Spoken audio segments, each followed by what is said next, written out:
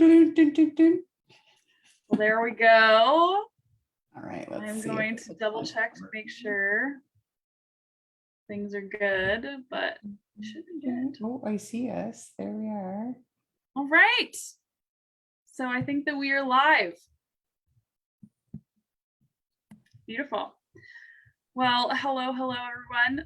You may have noticed we are missing a very important person with us today. She had other things to do. So I will be taking Chris's place today. But welcome to Social Media News, brought to you by 910, where we specialize in branding, websites, and digital marketing training. I'm Megan. And I'm Nicole, and we're your hosts. So let's get into it. Let's talk about Facebook. Facebook starting off strong with Facebook Messenger, launching new group augmented reality effects for the holiday season.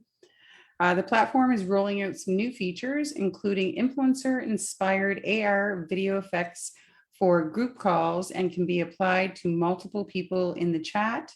They're also releasing new sound emoji options, which animates an emoji and adds a sound overlay. I think we talked about this months and months and months ago when they introduced sound emoji. So now there's some more coming out. To launch this initiative, Facebook partnered with some big name influencers, including King Batch, Bella Porsche, and Zach King.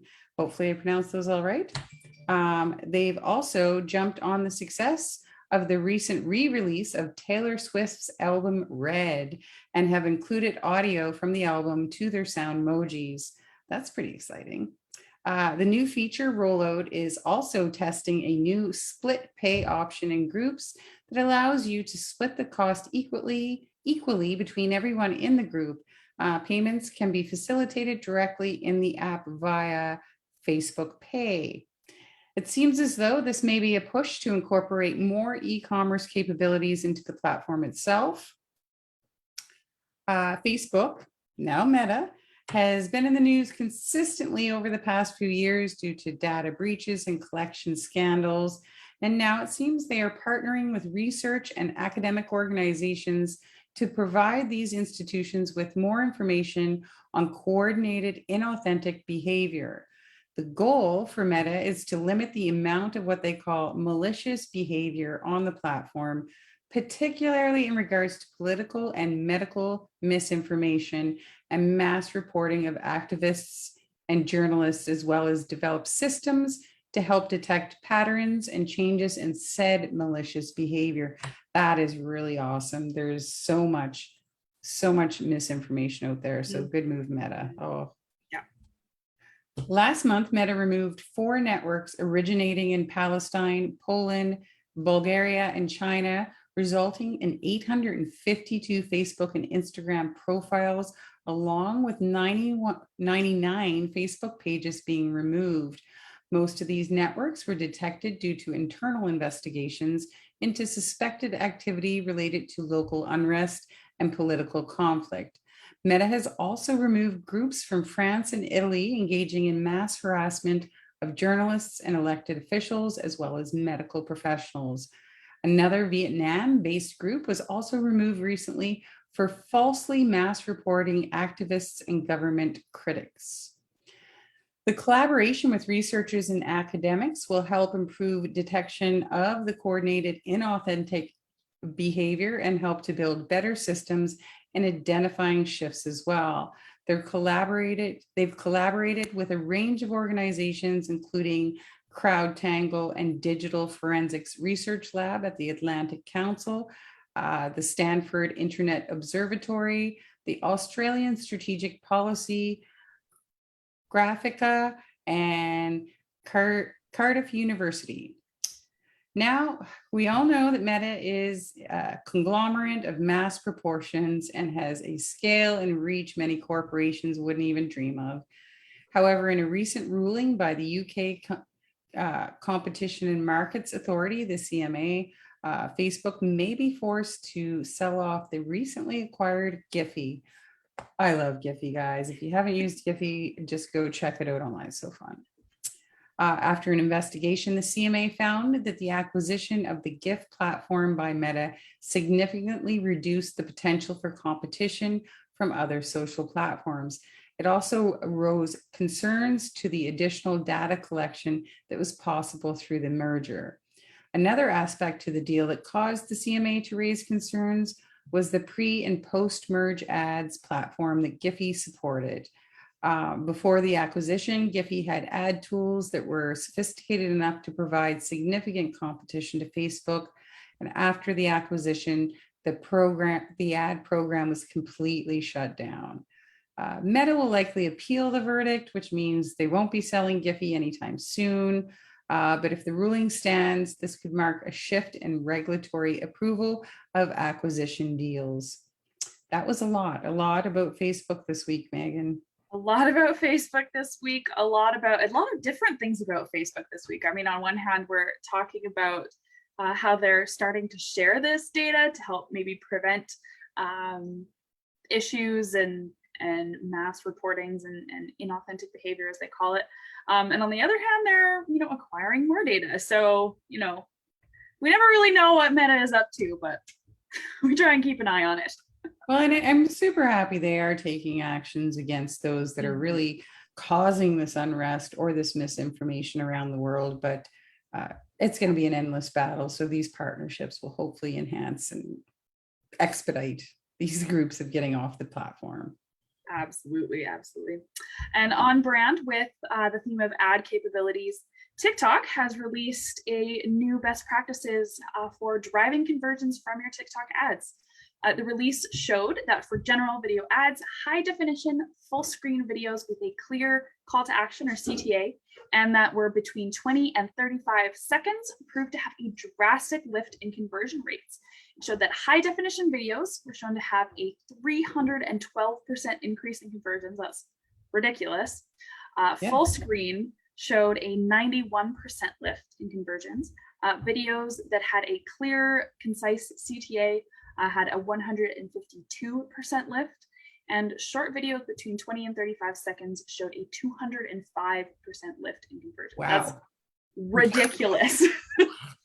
So in conclusion, those four things are really what you need to be looking out for. But the release also shared that e-commerce stores using closed captioning with a clear CTA displayed, as well as using a combination of human voiceover and written word descriptions for their products, showed an 80 to 90% increase in conversions. So if you're an e-com store looking to advertise on TikTok, keep those things in mind.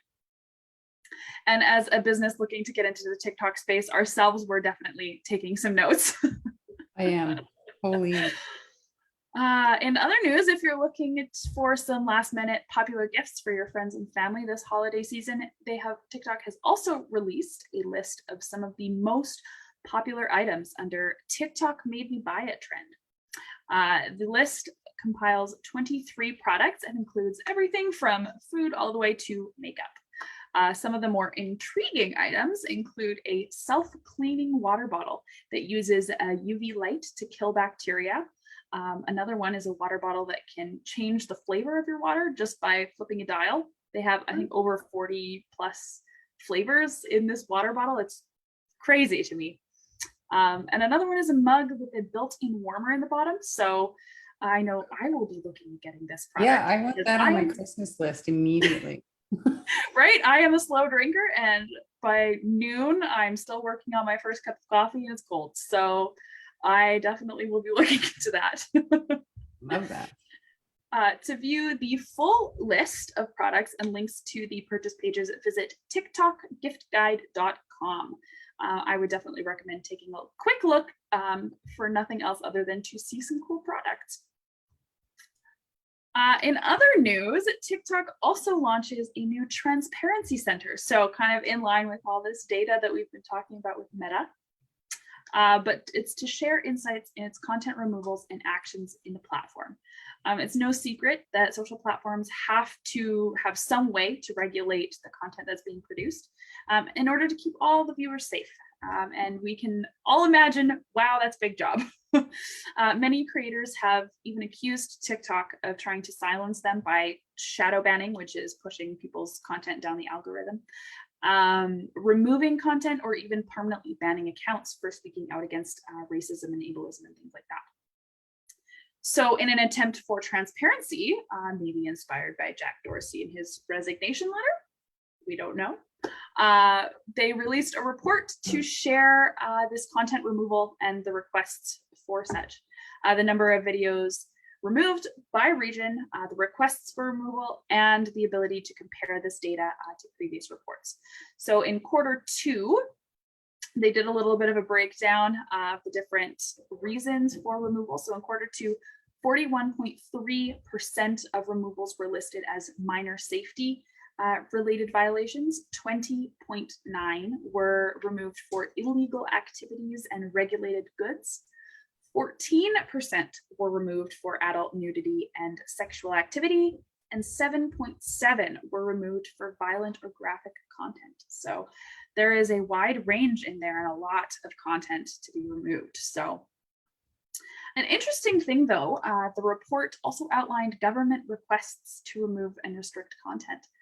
One thing in particular that it outlined was that Russia submitted nearly 2,000 requests from January to June of this year, seeking to remove political protest-related content, and even fined TikTok for failing to do so.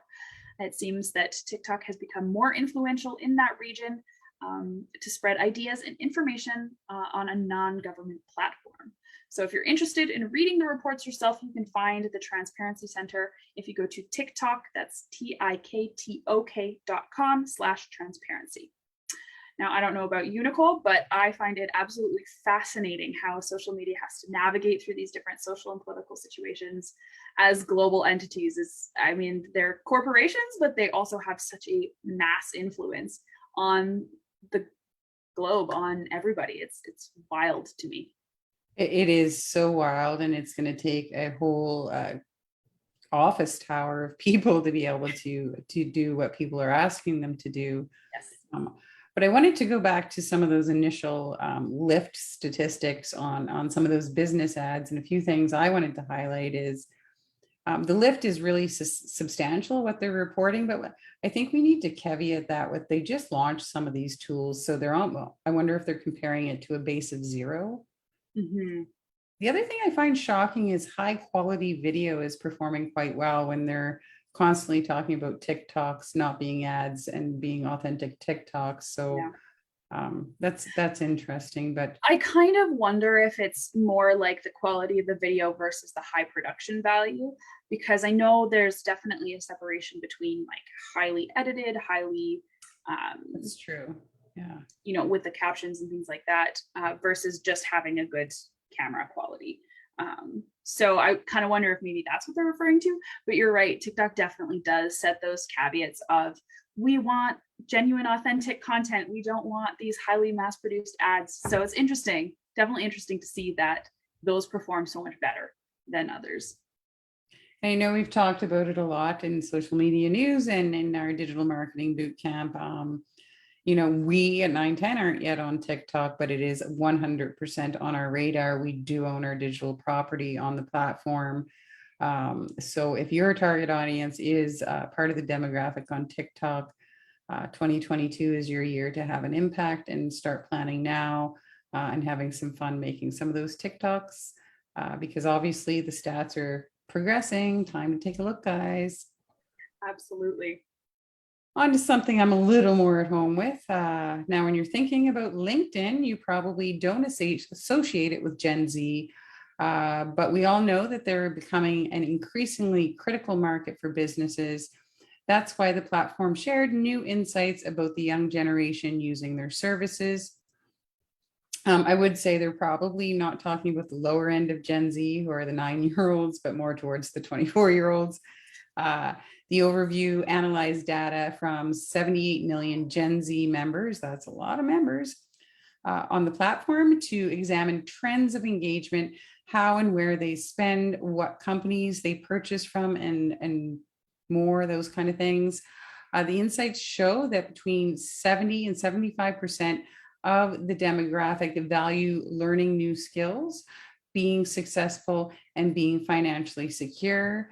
Similar numbers show that LinkedIn and content shared on LinkedIn is felt as safe, relevant, and trustworthy. It also shows that the Gen Z population on LinkedIn is more interested in economy or finance investments and business over the same demographic on other platforms. So while LinkedIn may not appear as typically appealing to the younger generations as other platforms, it is clear that they still value the business and networking opportunities available on the network. LinkedIn also shares their new feature for creator mode. They're giving creator mode access to LinkedIn Live, as well as newsletter features that will allow creators to stay more connected with their audience and maximize their engagement. Those with creator mode turned on will be able to broadcast to their followers, with users 20 times more likely to share that video on the platform than any other type of post. LinkedIn says the live videos see an average 7 times more reaction and 24 times more comments than native video produced by the same broadcasters. Newsletters will also help creators stay connected with their audience. Now, when a creator publishes an article through the newsletter function, their followers will automatically receive a push notification on their mobile device. Now, creator mode was launched back in March for select users and is still in the rollout phase. It's not yet available and is not yet available, but you can find out if you are special and have access through the creator mode edit hub. If you have access, you'll see creator tools when you visit the hub. In a more expansion move, LinkedIn offers the first Indian regional language for the platform in Hindi language support. I'm surprised they hadn't done this before, but with a population of 1.4 billion, one of the most densely populated places on the planet, India's tech adoption is increasing and is a leading region in terms of total users for almost every social platform. Hindi is also one of the most widely spoken languages in that country, and having the ever-growing popular language available to its users, LinkedIn is continuing to make its platform more accessible and universal. I'm surprised they hadn't done that before. Right. It surprised me as well that something that is that common, because India is a world leader in a lot of different things, and to have just now in December of 2021 Hindi being accessible on the platform is surprising, but there you go. If they weren't doing it, it's a good move now. Yeah, exactly. More new developments in the Twitter world. Twitter adds new links to official HIV/AIDS info related search queries for action for World AIDS Day. On December 1st, which was World AIDS Day, Twitter announced an expansion of its search help prompts to now include HIV and AIDS related keywords with links to official health resources and information. The search prompt function isn't new and already provides similar prompts with information related to mental health and suicide prevention, vaccinations, and child sexual exploitation, as well as many, many more topics. In 2019, the number of people living with HIV and AIDS grew from 30.7 million to 38 million. So it's very clear that access to accurate and authoritative information about the disease is still very, very much needed. Twitter also released a special red ribbon hash flag to further boost awareness. So anytime somebody used the hashtag World AIDS Day within that week, it automatically added a little red flag next to the hashtag, which is kind of cool. Twitter has also updated its regulations on unauthorized use of private media and depictions of individuals. In this expansion of its privacy information policy, now including private media, Twitter looks to up its enforcement of the misuse of people's private content. And as defined by Twitter, private media relates to the images shared via tweet without the consent of the person depicted. Twitter has had these types of policies in place for years, especially in regards to the distribution of intimate content without the consent of the person depicted. And the expansion is more focused on doxing, which is the sharing of private information such as personal addresses and outing individuals, as those types of things can cause a serious safety risk for the people involved. As you can probably guess, sifting through that sea of content that depicts people in public at a sporting event or a gathering where not every single person in the image may be consenting really just isn't feasible. So that's why Twitter is taking to acting more through a complaints process and will remove content based on the complaint that they receive, the context for the complaint and post, and reasonable cause for concern. So there's a lot of caveats there, and they're not just going to be blatantly banning all of this content that depicts people without their consent, but it's more about the safety and preserving the safety of the people involved. So kind of an interesting, well, not really interesting, but more of a move to the safety aspect, which I mean. Yeah, I find that really interesting. Like I know in Canada in general, if you're at a public event, it is the legal right to have your image posted in a photo. Still, if you guys are putting on an event, still recommend if you're going to have professional photographers there and posting photos, maybe put a sign up, let people know, give them the option to let you know, because sometimes there are some privacy issues, maybe domestic violence, those kind of things where people really need their privacy. But wow, I don't know how they're going to control that, but going through the complaint process, I guess, is wow.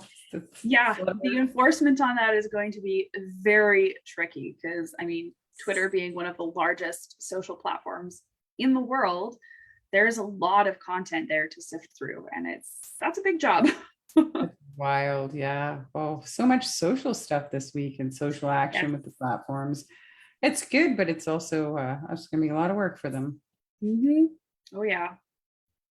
All right, so on to just a little bit about an upcoming free digital marketing webinar we have going on here at 910. Optimize your website for Google, talking a little bit about search engine optimization. We finished off our second session, the free series last week, and we are gearing up for the next one. We only have one session in December, so if you want to learn more about optimizing your website for Google and getting your business page seen by more people, jump over to 910.ca/events to register. We'll drop it in the feed here after our broadcast and let you guys know we do have more coming up in the new year, but this is our last one before the holiday season. I love talking SEO. I'm excited about that one, you guys. Well, and you do such a good job talking about SEO too. You know so much about it. So if you are somebody who is not 100% sure on how to do that technical aspect of SEO and how to make sure that your website is showing up on Google and not getting lost in the millions of search results, definitely check out the webinar. I definitely recommend it. I just dropped the link in the comments, so it should be there as well. If you don't have time for a full webinar though, but you do have a couple minutes to spend up in your digital marketing skills, sign up for our quick plays, which are our weekly email blast that our team of coaches sends out with a new digital marketing tip every Tuesday. So you can visit 910.ca/quick plays to subscribe, and I will also drop that link in the comments for you as well. But that is all of our social media news for today. Thank you so much for tuning in. I'm Megan. And I'm Nicole, reminding you that the first step in successful social media is being brave. We will see you guys next week. Take care.